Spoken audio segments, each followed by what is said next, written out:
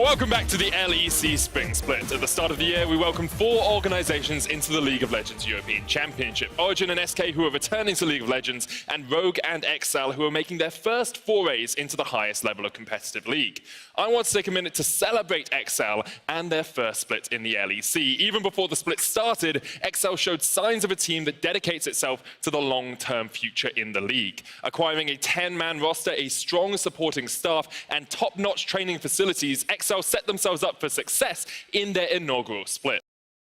Back from a drastic 1-5 start, and it's the fact that it is Fnatic. Like, Fnatic have done this at Worlds before, where they came into week 2 and they just smashed expectations, but it was with a completely different roster, and I'm unsure how. You know, they keep changing out these pieces, but they're always able to be this machine that kind of print off championships. Okay, we need to find out what's in the Fnatic gaming jersey. Like, there must be some sort of special ingredient. What's in the water supply? I don't know what it is. Well, something certainly has been working for Bwipo as well. I mean, this individual has been on the tip of our tongue for this entire week. Amazing. Let's talk about it. Yeah, in the beginning of the split, he did not look like himself. At Worlds especially, he was one of the most aggressive top laners in the West, and he basically played his style, and he kind of lost it throughout the beginning of the split, where he was more defensive. He didn't really try to pick up these solo kills, and now in the second half, we see the difference. The KDA has risen a bit, but it's more about the kill and assists at 15, for example, and the goal difference at 15 that help him out. And in extended conversations with Bwipo, he said in Euphoria that he was fine taking the worst end of a matchup, going down 20 CS, because he had the confidence to trust fall onto the back of his team. You know, I can go down in this matchup because my team will get places elsewhere on the map, but it also shows the reverse side of that. Give me the carry, give me the Jarvan, give me the Aatrox, and I will blow this map wide open. And it's just crazy to think about when we're talking about the comeback from Fnatic, that we're saying Bwipo, Broxa, Nemesis, Hilly, and we're not saying one name. Right, that's what I'm saying. I mean, this guy's been a superstar for so long. Reckless is just not been a part of the conversation. And it's not that Reckless is playing bad. It's just everyone else stepping up around him. Amazing. I think he has always been a player that does not necessarily need to be in the carry role. He does it when his team needs it, but he doesn't mind stepping back and just waiting for the playoffs to come around or important moments to come around when he can be the cherry on top that can basically make the most important play and win the team the game. So I think right now that we're not talking about him is such a good sign, because Fnatic, even at Worlds last year, they didn't necessarily play around him, but he was a factor, and I think come playoffs, he's going to be really, really important again if they make it. It's that confidence that you have the ace up your sleeve, that if it comes to the 5v5, as Bwipo said, I can default to trust because I got the better AD carry in the 5v5 and will win it late game. No, absolutely. And I think I'm going to have to throw a big boy question at you now. Big boy. It is, because, I mean, so G2, dominating for sure, but Fnatic, this second half of the split has been head-turning. There's no doubt about it. I don't like where this is going. I'm sorry. Are Fnatic the best team in Europe? I'm going to start, and I'm going to say no, but I think they have the best prep in Europe right now. So what that means, in every single game, I feel like they actually come in with a plan. They understand their own identity, and they understand what they have to do versus the enemy. I think only Origin comes close in terms of that preparation coming in, where they adapt their playstyle towards the enemy.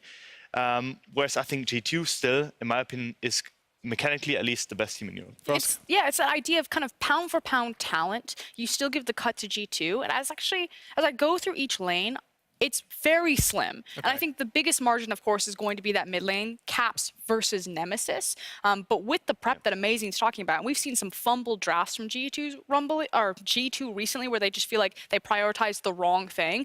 I do agree that Fnatic, pound for pound, aren't the best team, but they could be the best team strategically and in a best of series. And the best of series, of course, happen towards those playoffs. Fnatic are looking unstoppable, but if anyone can take them down, it's that UK Underdogs XL, the British beef. Absolutely. Now, it was Oscar Wilde, Dracos, that said imitation is the sincerest form of flattery, and I'm loving your attempt today. I was just going to say the same thing about you, Alex. You're new here. You got to understand there's only one guy allowed to wear turtlenecks. It's Yamato Cannon. Yeah, that's so true. Really, it's him that we're flattering. Although, warning to Yamato. I'm, of course, Andrew Vedia's Day. It's extremely hot on stage. Yamato, if you're watching, don't wear your turtleneck today. It was a bad gambit. Well, I'm not sure what to follow from that, so I'm just going to talk about the game, Legends. potentially. XL versus Fnatic. From a stakes perspective, not a huge amount happens in this game. True. Fnatic would very much like to win, because in an ideal world, they'd like to be challenging for top 2. And I don't think it's out of the realm of possibilities for them to do that. It's just a lot harder, because they need other things to go their way in order to get into that situation. And to be fair, the game is still very important for Fnatic to win. It's just that nothing is locked here. So while this does very much This is very much a game that is critical for Fnatic's playoff run. It's not one that is a decider. It is not a game that is going to lock them in or out, and Excel, of course, are already locked out. We're now gearing up for Champion Select. And Vedius, there's a lot of things that I'm curious to see in this draft. Now, last time we watched these teams play, Vedius, it was Fnatic beginning to rise again, whereas Excel really had started to fall. And I'm curious with Excel's outstanding performance versus Schalke yesterday, if they're going to be able to go toe-to-toe with Fnatic as we do enter picks and bans. Lysandra already taken away from Nemesis, the Thresh now banned out as well. So we're looking to take some of the champions away from Nemesis. We're also seeing a bit of focus towards Hylissang, down towards the bot side of the map.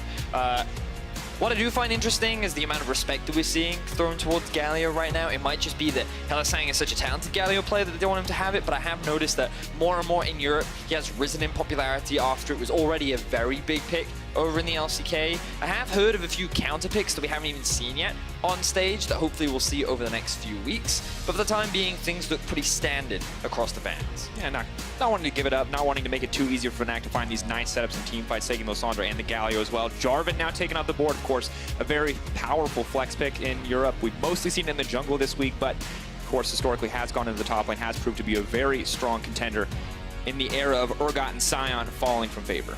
Jace ban as well. It's funny because we actually see Jace ban just a lot, but it's one of those champions where I feel like a lot of European teams don't actually want to play it, but you ban it anyway because you can't afford to give it away because of how strong it is. Yeah, because the theoretical top end for Jace is you don't get to play League of Legends against this champion. Usually what happens is it's not amazing, you know, it's like pretty okay, it wins the lane and it doesn't really get anything greater, but we've seen those 1 or 2 games where it really absolutely destroys, and you kind of have to respect that. Now Blippo, first pick Renekton, immediately locked in. This has been an EU special, an incredibly powerful pick with the Conqueror changes for a multitude of reasons, but I'm just honestly surprised with Red side to see them lock in a top lane pick this early. The thing is, because of Jarvan and Jace being banned, I think Karthus just becomes the next, Renekton becomes the next strongest top laner. We have seen a couple of counters in the form of Olaf. Aatrox is a skill matchup that we even saw from Whippo yesterday. And basically you want to play lane dominant champions into a Renekton. If you want to stand a chance of being able to beat him, and then hopefully you can outscale him later on into the game. But if he ever gets a lead, he becomes a massive terror, and then we see that Aatrox locked in as well. So maybe expect wanting to have that matchup against Whippo, who ended up winning it yesterday against Solas. And of course, with Sejuani already locked in, we can feel reasonably confident that it is not going into the jungle. The Alistar now as well. Locked in on the side of Excel, and I like that Expect is willing to take this matchup. He was, of course, one of the first adopters of the Renekton. In the LEC, has had some incredible numbers on it, even in his game yesterday. So good to see him take the other end of the matchup, and now going to find out what Fnatic will round out the first half of their draft with. Hylissang on Brawl. Not really a surprise, something he played a lot of in the first half of the split when Fnatic were in their slump. They really started to turn things around when he played more of the Rakan and the Galio. But given Fnatic have been performing very well recently, they're comfortable putting him back on a champion that perhaps less of a playmaker, but offers a lot in terms of utility for the team. And of course, it was the nerf for Khan that Hylissang brought out in their last matchup, Excel versus Fnatic, to help win the game, to kick off a lot of those early game fights that help Fnatic win in the end. We'll see if he can have a similar impact with a less playmaking focused champion as we enter the second ban phase. Reckless's Tristana taken away, the Cassio removed from the hands of Jeskla or Special, and the Aurelia as well. The champion I want to bring your attention to right now is the Kalista. It's something that I feel we haven't really seen Reckless play throughout the majority of his career. I'm sure there are a couple of examples of it, but it's not a champion that's really stood out to me in his hands. Whereas for Jeskla, I believe he did play earlier this split, and with the Alistar already locked in, I think it could be a very good pickup for XL if they wanted to do it. And then Fnatic right now, I think that they want to try and save their mid lane pick for last so they can try and get a good matchup against Special. Let's see what Excel are going to opt for. We'll, of course, have to blind pick in at least one of these matchups. Still waiting to see 80 carries on either side. And as you mentioned, Vedius, we kind of expect to see Reckless lock his here. The Sivir, of course, is available if he wants to go into it, but has a notoriously bad matchup into the Alistar. So the Vayne now coming out. Now that's war. You know, fans used to just, whenever it was Reckless's Vayne, that was like a European's dream. Back in the day, he was very well known for these high mechanically intensive champions because he was the mechanical god in Europe. Since then, we haven't really seen much of his Vayne other than when he's looking to have some fun. But perhaps they're the ones expecting the Kalista, and he believes that this can be a pretty good matchup to it. But there's the champion we were talking about. And I feel like the second you lock in the Vayne, you're telling the enemy team you don't get to pick Kai'Sa here because it's such a strong matchup into that. And they kind of force them into the Kalista. And you do wonder if that's what Excel wanted already. We're going to see what Jeskla and Mystiques can do with this champion option. I do feel like that you could go for a blind pick LeBlanc right now. I think with the Lissandra taken off the board, she's one of the better champions available in the current matchup. But Zoe, see, this is my issue with the Zoe is that there are more answers to this champion than I believe that there are for LeBlanc. But overall, she is very strong in the current meta. Very, very popular over in the LCK. The problem is I just think Fnatic have a lot of options to be able to deal with it. Orianna being one of them. I think Yasuo is another one. And it's a champion they could even afford to go for because they do have the Karthus in the jungle as well. I want to see Nico. Whoa. Now going to go into the mid lane in the hands of Nemesis. We had heard all about the bot lane Nico. Everyone on Reddit was complaining about it. But now we're going to see it in the mid lane. And I do wonder what the build, what the options are going to be here. Of course, we initially expect full AP, as you do when you read the kit. But AD Nico has seen a lot of success. Team would have magic damage with Karthus in the jungle as well. But we now see the timers counting down. We will, of course, luckily for us, the Excel composition, we kind of got that figured out. We got the Aatrox on the top side, just Dwani. Rest of the comp rounding out, coming together. But Nico, an interesting addition for this Fnatic composition. Now, at the beginning of the day, we did talk about on-hit Nico and how it can work in pro play. Just having a look through some of Nemesis's match history, and he has been playing some Nico mid with the on-hit build. Ooh. It does do a lot of magic damage, and when you have a Vayne, Renekton, and a Karthus as well, it's not like that they were lacking, so they will bring some mixed damage should he go for that in the mid lane, but typically a very lane dominance champion. We'll talk a little bit about it once we actually get into the game, but overall from a composition standpoint, things are looking pretty exciting for Fnatic because they have a lot of, they have strong mid lane. If this is the AD on-hit Nico, they have a Renekton up towards the top side of the map as well, which means that the Karthus should be relatively safe, and he does have a couple of lanes that he can look to play around if he wants to as well. Bot lane is a little bit more of a farm fest, with the Vayne having to play a little bit more defensively. But they have a lot of early game options on the side of Fnatic, so I'm expecting to see a bit of aggression from these lanes from Fnatic. And honestly, Vedius, I just want to see what form of Excel is going to show up today, if we're going to get this close matchup, or if Fnatic are going to continue their rise up the standings. Fnatic fans here to support their team. Excel versus Fnatic. Excel, of course, on the blue side. Fnatic on the red. And Vedius, you talk about these compositions. I love it. Aatrox into the Renekton. Jungle, not as concerned. Mid lane, also hype. Bot lane, we've got Vayne, Reckless's Vayne, nonetheless, against this Kalista. And I just want to see how these matches fold out, because I just, outside of the Karthus, I expect a ton of action here. And Vedius, you talked about on-hit Nico. Well, Dorn's Blade might give us some early indications. So, if our observers could just hover over the mid lane matchup, I'm really looking forward to talking about it, because the thing about Nico is, what you'll notice is that she will mainly put points into her W and her E. All of the damage from on-hit Nico comes from maxing that W, which Dracos, you can help me with the name on that one, I'm sure. Yes, I absolutely can, but it's Shape Splitter. Shape Splitter, there you go. So it will also, it does have other functionality. It has everything outside of the passive, but that doesn't really matter. All you really care about is the passive. And basically, the fun stat that I like to throw out is that once she hits level 9 and once it is max rank, you get 170 bonus flat magic damage off the back of that, just from getting points in the levels, right? And when you complete the Rage Blade, and you have a fully stacked Rage Blade, you hit that every second auto. So just off a single item, she does a lot of early game damage. Oh, now we're going to see the level 1 play coming out. Braum, of course, incredibly strong in that level 1. The stun already coming in from the concussive blows. Now Mystiques is in trouble. The flash forward. First blood for Reckless's Vayne. They're going to look for another one as well. The blast cone sends them over the wall, but they just get packed along with them. Kadril going to need to get through the gate. Are they going to commit the flash for it? Reckless goes for one more auto, but has, of course, already burned his and will not be able to follow up further. But Broxah gets the red buff in a beautiful start for Fnatic. So I wasn't expecting the level 1 invade. I was all about talking about this really cool new Nico build, and then Fnatic end up finding First Blood going in the hands of Reckless on the Vayne as well. They get the flash out from Kadril, they get the flash out from Mystiques. And Fnatic already off to a commanding start. We said they'd have a strong early game from their 2 solo laners. This is a great way to have a strong early game onto your AD carry as well. And to get the Karthus rolling, 2 camps up while the Sejuani has not even started that jungle clear. They're going to need to send support. At this rate. You can see that Broxah has actually moved up towards the top side. if he actually goes in to contest this blue buff, this is going to be the ultimate disrespect start. It looks like Kadril will get this one. But note, this is a charitable blue buff. Brox chooses not to take the risk. Could absolutely go in there and maul Kadril. He also has no priority top. You can already see the Aatrox starting to move down.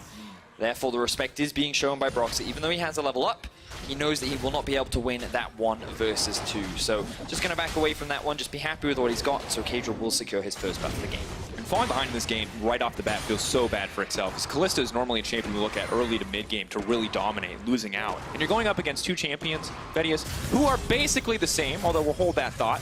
So you do get a little action on the top side. Whippo just extending the trade, using the animation cancel there on the back end of that Conqueror to make his way out. So I'm going to drag us back to the mid lane, because the early game action has been great, but you can already see Nemesis off to a phenomenal start, building up a 12 CS lead against Special. And this is a really obnoxious thing about Nemesis. I'm going to have a very quick look and see. He currently has no points in his Q, as I would expect. He's only got points in his W and his E. And what's really obnoxious is if he ever lands the E on you, which is that little root thing that goes through minions. If it passes through more minions, then it can be an empowered root and it can last for a really long time. Then he basically gets a huge amount of damage off onto you. And ooh, we actually have a flash in from Mystique, but Immediate use of the Shape Splitter, though, for the stealth, just to make sure the point and click of the Headbutt Pulverize cannot connect. But basically, Nemesis just clears minions really, really fast, just from his auto attack. So it forces a mage like Zoe to get pushed under the tower a lot early on, and that's where this huge CS discrepancy is starting to develop.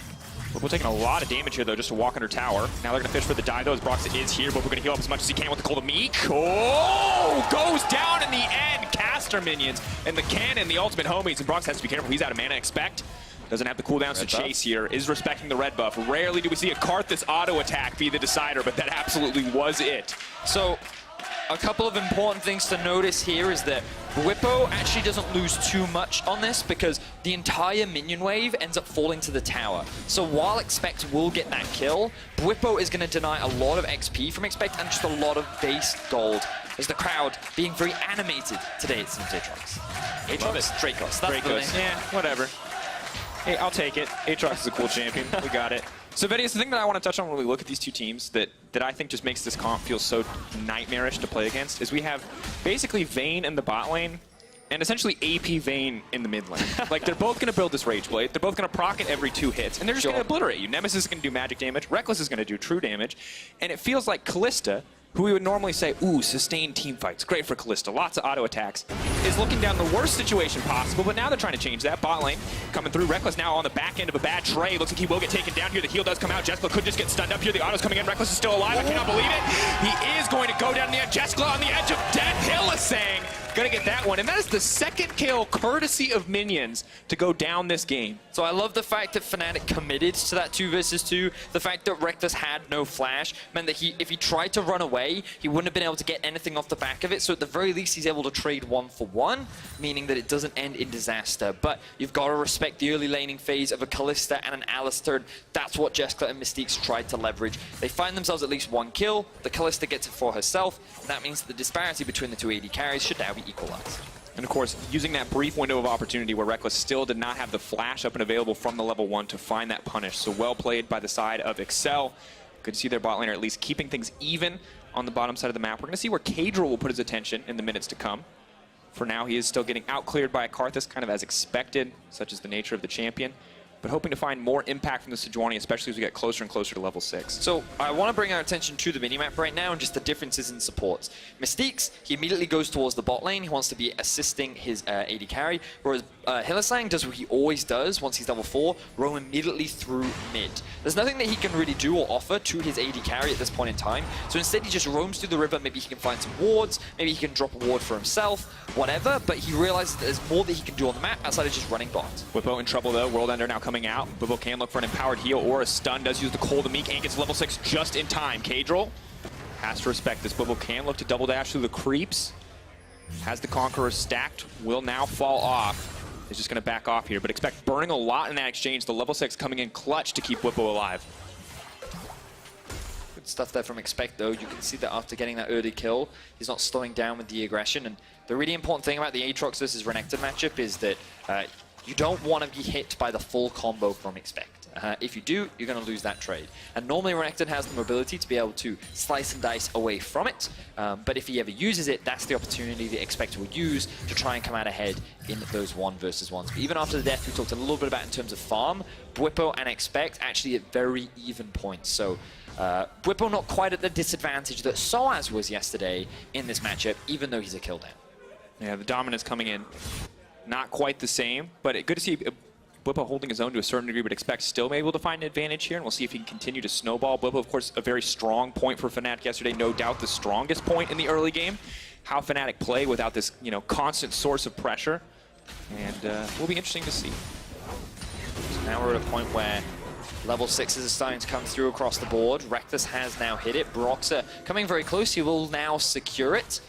And we actually see a lot of vision invested towards the bot side of the map for Fnatic. They want to allow Rekkles and Hylissang to play more forward in the lane. They know they have priority mid, and so they set up all this vision to allow for this roam to happen. Leverage the level advantage that you have, and double Rekkles appearing in the bot lane. Any European bot lane's worst nightmare.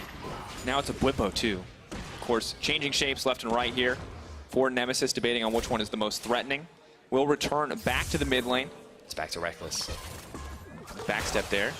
And not afraid to trade here. And this is a difficult lane for Special, and you mentioned earlier. You can't stand behind the creeps. If you stand in front of the creeps, you get auto-attacked. It's hard. It's hard being a Zoe here. It's also just mages in the early game against anything that can just auto-attack through the minions. There's very little that you can do about it. So you just gotta kind of suck it up. Meanwhile, Bwipo and Expect continuing to trade up towards the top side. Ooh, now comes in the stun right into the turret. Jessica taken down. Mystique's gonna be in trouble here to level 5. No ultimate there to save the day. Hylissang goes down in the end to make it a 2-for-1, but Fnatic destroying the bottom side of the map.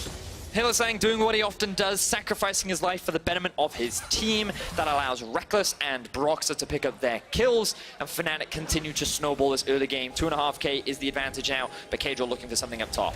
Oh, Expect going to be forced to use the ulti here. Karthus will proc it. Bwipo now needs to make a decision. Kadril's coming in on the backside. He's going to need to dodge the ulti, but no chance. Perfect use of the animation cancel from Kadril to land the point-blank ulti to keep his top laner alive. Well, a bit of trading happened in the mid lane. Broxah coming to help out his mid lane and Nemesis. Mystique now the one making the roam towards the mid part of the map.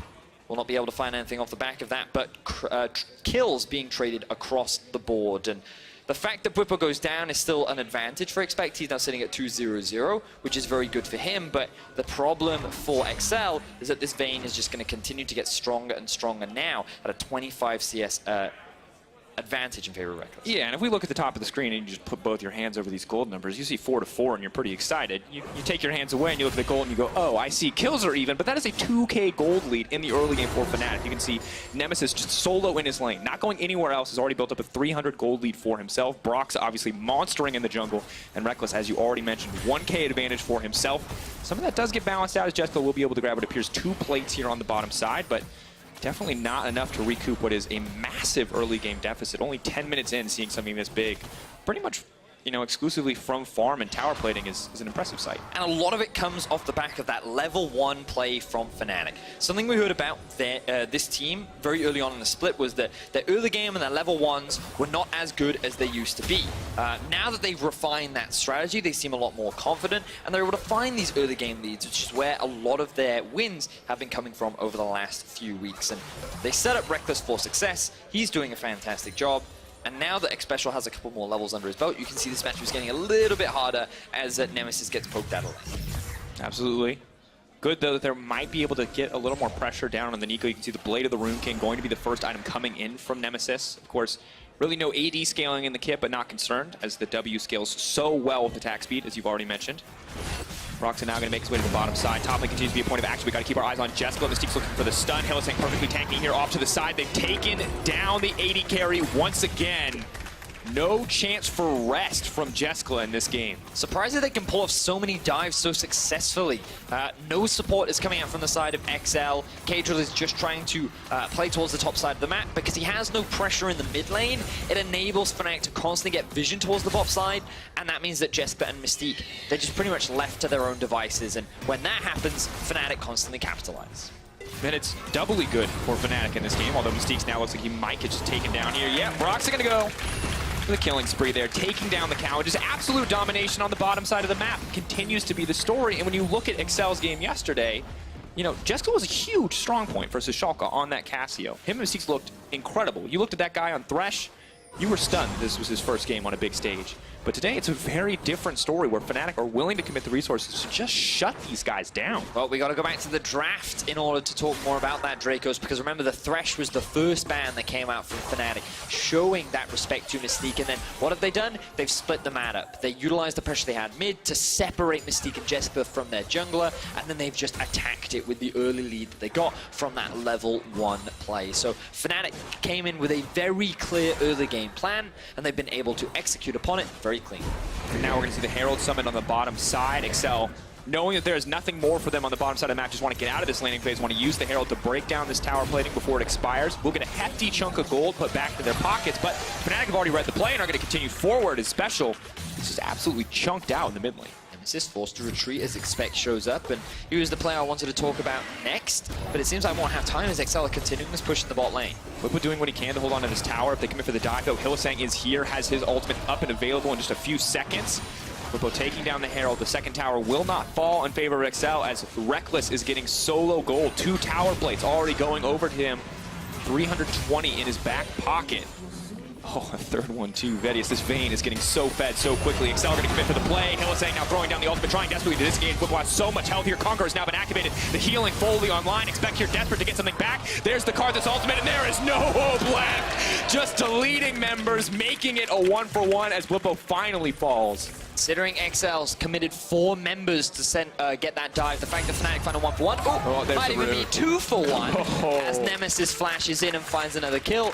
Definitely not worth it for XL. Fnatic will even extend that by securing a tower in the top lane. More gold goes into the pockets of Reckless. Jeskla falls further and further behind, and it feels like that Fnatic have a firm grasp over this early game. They absolutely do, and the card is only continuing to get stronger. Special going to try to get something back here. Does he have enough damage? Oof. Burning slowly. Corrupting Kosh ticking.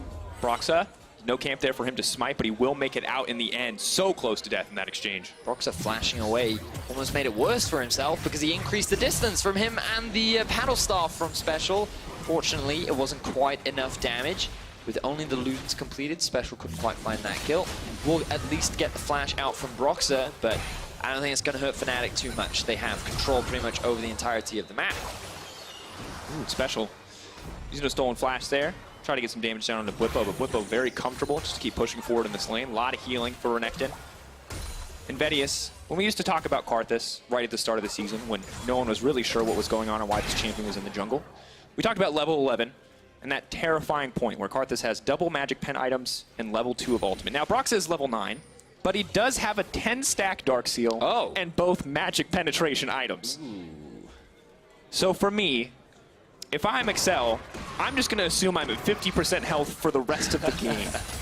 That's quite a safe assumption. Ooh, okay, thought he would actually try for a kill there, but just a bit of a trade back and forth. But you are correct. I love that point. Dracos, Broxa has been picking up a lot of the kills that happen down towards the bot side of the map. He's the one leading with the gold bounty right now. And this is actually a really interesting way of seeing Karthus played, because typically you just want to power farm, you just want to get to those core item spikes and just get as much gold as possible. But that's not to say that you can't gank. You just need strong laners to gank, right? You need that damage so that you can help follow up, provide that wall of pain, and just kind of chip away alongside with them. You typically don't expect to go to the Vayne lane, though. Very a Fnatic classic, I would say. I was expecting much more around the Renekton lane or maybe the Nico lane, but hey, you know what? If your Vayne gets first blood and there are no summoners bot, why not? Why not? Just commit. And so far working well. Of course, Reckless on his way to the Rage Blade. A similar story for Nemesis, the Nico in the mid lane. And the bounties just keep stacking up on the 3 strongest members of Fnatic. Whippo, of course, not left on an island, but definitely put a little down and out in this matchup. Still has done well for himself. XL going to try to fire back with some towers of their own, but most likely are poised to give up this bot tier 2 as the teleport has now been committed from Whippo. Are they just going to take the fight here? Of course, Cadril with the ultimate available can threaten. Reckless taking a lot of damage there, but once again, the Karthus ulti being available does make it a lot harder to commit to these big plays. So Reckless has the red buff, and he has lifesteal rather. So I think he intentionally took the damage to keep the minions alive there, so that Fnatic could continue the siege. I actually like the decision making there from Reckless, as Fnatic look to continue the push, while Jessica, at the very least, gets 1 return tower on the top side of the map. But we went from talking about a game to how do XL trade objectives to how do XL get literally anything. Because moments ago it was a 2K gold lead. That was very large for 10 minutes. Well, we're looking at 17 with EDS, and we're about a 7K gold lead. This is nightmare fuel. And at this stage, with Spear of Shojin steadily getting closer and closer for the next, and that's going to make the matchup against Aatrox so much easier. Even one of the stronger points on the map, like Expect, has to start worrying about how all this gold is going to make his life difficult. Nemesis, clever use of the Shape Splitter there. Does sidestep the ulti as well. Insult to injury. Frustration on the face of Kadro as he misses that one. Nemesis, very speedy as well. That's the one thing that can be overlooked, is that when you proc that extra auto damage on the Nico, you actually get a second of bonus movement speed as well. So you have a surprising amount of mobility off the back of this champion. And she can be very obnoxious, especially in the early game. She does fall off later. That's the bright side. So you do have to play very early focus, but of course, Fnatic still have the Vayne as late game insurance alongside the Karthus should things go awry. Very true, and I think one of the most irritating things it seems like against playing this matchup for Zoe is if you ever throw Sleepy Trouble Bubble, she just pushes W and says, here, my clone will block this. I will throw this in front of the one way you have to guaranteedly actually land a skill shot. And now, seeing as we have a tiny bit of downtime, for those that might not be familiar with what like an on-hit build means and like actual on-hit, with Blade of the Ruin King, every single hit that you do deals 8% of the target's current health as bonus physical damage. You then have Nico's W that does bonus magic damage every third hit, which can be changed to every second hit once you have a fully stacked Rage Blade. And you have Press the Attack, which means that once you've got all 3 stacks on top of them, you do, I believe, 6% more damage as well. So you can see how all these things combined together with a lot of attack speeds can be very obnoxious and do a lot of damage once you've got these core item builds complete. And the obnoxious thing especially is that the base damage for Nico is so high, and the percentage damage for Blade of the Ruin King is so high. So there's not, that doesn't really feel like there's a good way to itemize Vedius. It feels like, oh, this champion is fed, I will die. I will never, I cannot build a single item in the game. I will build Gargoyle, Stoneplate, Callista, and survive. You can go the ninja helmet thing. Adaptive helm. Adaptive helm. That does Ninja help. helmet thing, I like it. That does help a lot against Nico. Reckless.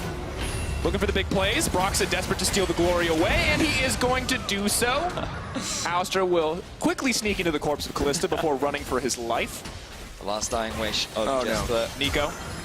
Special now trying to buy time, but Broxah is here as well. Now that Hylissang with the shot over the wall, Special goes back.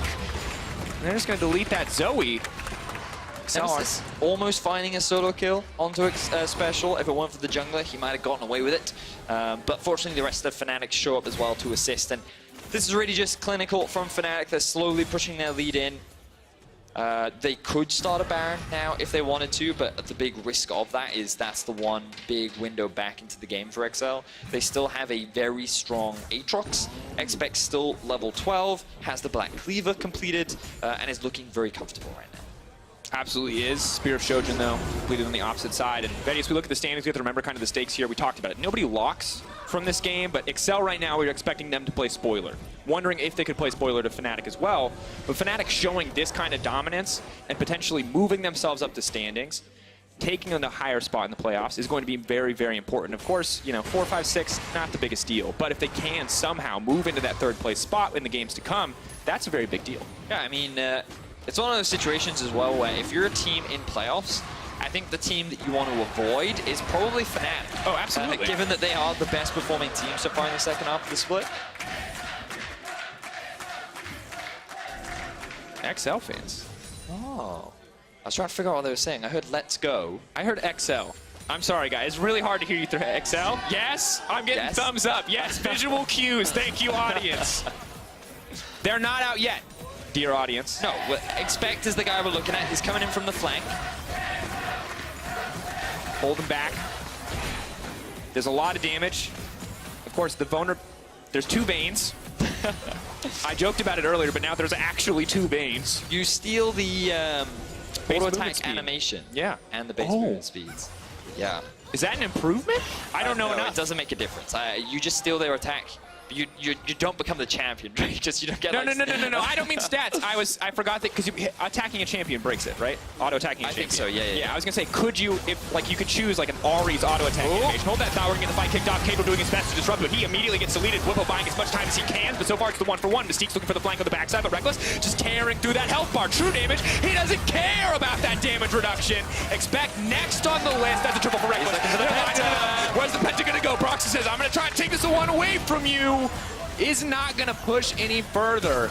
Not looking for the glory play, but ooh. Special firing back. There you are. Reckless Vein mechanics. Many people are probably going to be happy to see that back. Triple kill goes in the hands of Reckless, and Fnatic now make their way towards the Baron XL. They wanted to try and find a fight, but unfortunately it did not quite go their way. And the fight has to go perfectly because it is 23 minutes into the game. Fnatic moving their gold lead up higher. They're waiting for their teammate to respond to make sure he gets the Baron. That is how uncontested they are in this pit. It is 11K gold lead for Fnatic. So let's see how this fight starts off. Mystique's is on the flank looking for a potential dive onto the backline. Kadril gets there, Mystique's is too late, while Whippo zones 3 members away. But even though Whippo dies, it doesn't matter, the damage is already done. Reckless is too strong, Nemesis on the backline is strong as well. And here what I see is Brox is setting his teammate up for the pentakill, but Reckless, he didn't want to commit to the dive, and so he does not go for it. And the thing about it, Vedius, is you're in this awkward spot where if you set him up for the pentakill, you're his best friend ever. But if Reckless went in there and autoed twice, I think Broxa would have gotten the kill, and they would have hated Sad each other, panda. and the season would just end at Yeah, that that's point. what You can't recover from that. You just heard Odo earlier today. It's That's true. not something you come back from. It's true. Having a pentakill stolen from you is the ultimate betrayal. Hylissang, I've seen this one before, he says. Can't steal the death push from Hylissang is a us. whole level above both of those members right now. Here comes Vayne number 2. Huge movement seed Sarah on the shapeshifter. Whippo's on the backside as well. That is going to be one dead Callista. Kadril just next on the menu. His health bar is irrelevant to this Fnatic lineup. They're going to break through the tier 2. They're going to look to break through the base. Expect doing what he can to get something back, but there is not going to be anything that can stop this Fnatic lineup. Crikey, that was one big croc that came in from behind, and unfortunately for XL, they didn't have the training to handle it. Fnatic find the collapse. They're going to find an inhibitor. They may even find the game, Daniel Dracos. That's a sleepy Braum, ready to block some skill shots. Slowly but surely, Fnatic are breaking through the base. Excel looking to find the upset, now looking to just be a speed bump on Fnatic's path to playoffs. Nemesis firing back, Karthus ulti now coming in, but did not, did target expect. The animation looking a little weird there. That's going to be the win for Fnatic as they move closer to their playoff goals.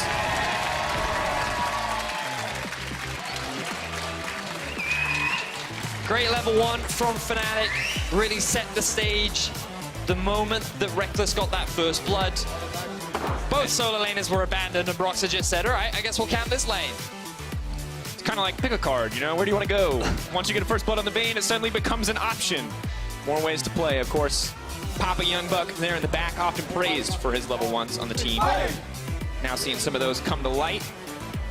And you gotta feel, you do not expect to get invaded by the Karthus at level 1. You expect him to be the safe jungler. Frustration on the face of Expect. Even though XL cannot qualify for play. Oh, now he's smiling. I'm getting very mixed reactions right now from Expect. It's an emotional roller coaster. I think we've all, you know, he looks at that game and he goes, I played my lane, I was set up for success, and he found that success to a certain Maybe he wishes he could have done more. That is a common mentality that many of our pro players have. But overall, I do think Expect has had a very solid split, but it was always going to be an uphill struggle. Fnatic have only lost 1 game in the second half of the split. They have looked the most dominant team so far. Fnatic right now confused. Too many fans require hand high fives.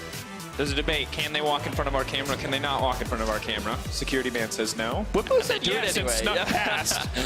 He's a rule breaker, that Whippo. Of course, let's take a chance, Vedius. We can look back at some of those highlight moments from this one, because it was, at the end of the day, very much a highlight reel for Fnatic. Yes, and so this is where the level 1 started. Hylissang set the play up. Braum very strong at these early levels. Feel like Mystique's probably should have flashed a little earlier.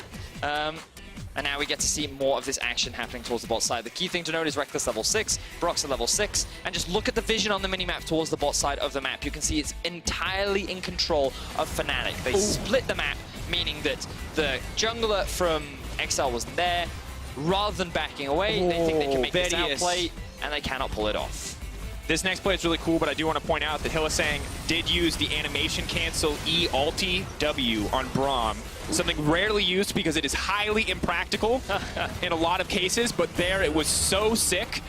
And ladies and gentlemen, I don't usually say wow Braum mechanics, but wow Braum mechanics. That's one of my favorite tricks. Never use it because it wastes your most important ability, the Unbreakable. But in that one tower dive, it was so clutch. Cool. Fun facts about support.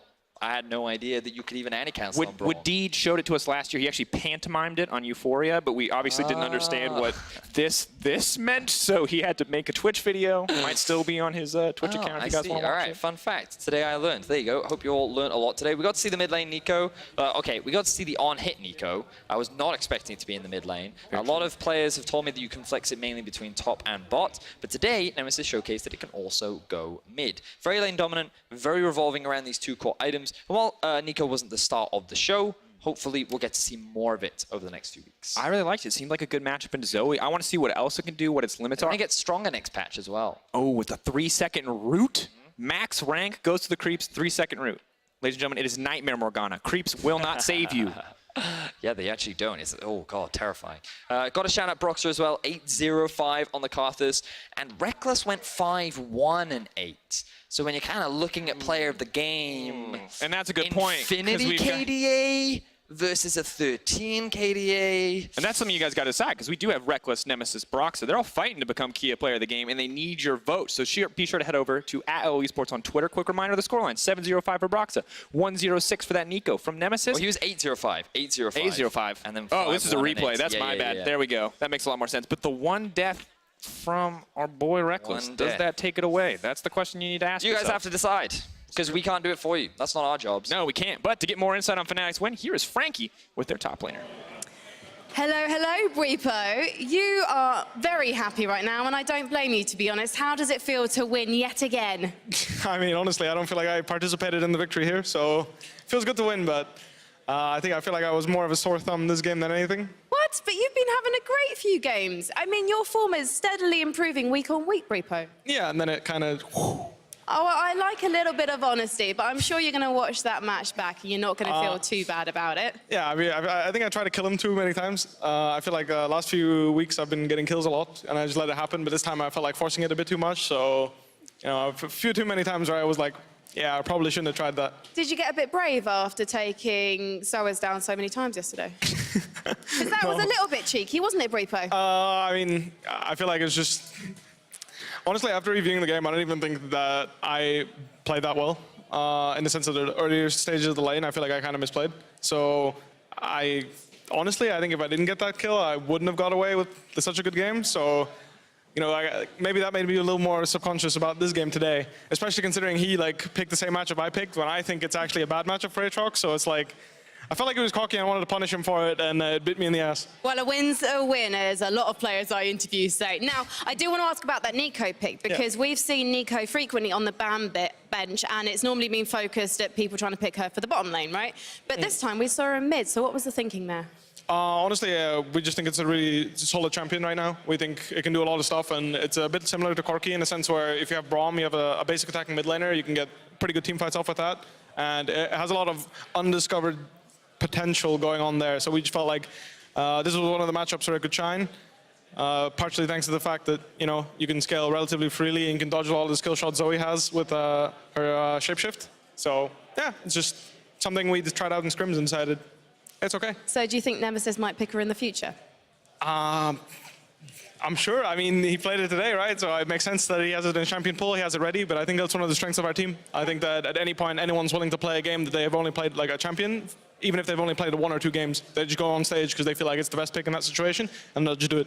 Well, Fnatic's impressive comeback has continued. You're now at 9-7, I believe, and you've got 2 more matches left, of course, in week 9. You're going to be facing G2 and Splice. Yeah. So how are you going to be taking those teams on? I feel like G2, we're definitely going to have to try and match the early game. I think last time we completely disrespected them by drafting a full late game comp with all losing lanes and a losing jungle matchup, so that's obviously not going to happen again. That was not pretty. That said, Splice, I feel like I don't even think that they're a slow team necessarily. I just feel like they don't see the opportunities that other teams do. So in that sense, I feel like we can get away with playing a weaker early game and then still match them in the mid to late game, because I feel like they've always been like that, in the sense that I don't think they're exceptional late game team. They're just considered to be a good late game team. But in the same vein, I think we as Fnatic have been always considered to be the exceptional late game team in a way. Well, thank you so much for talking to me, Breepoke. We need to go to a short break, because after the break, we've got Rogue versus Origin. Don't go anywhere.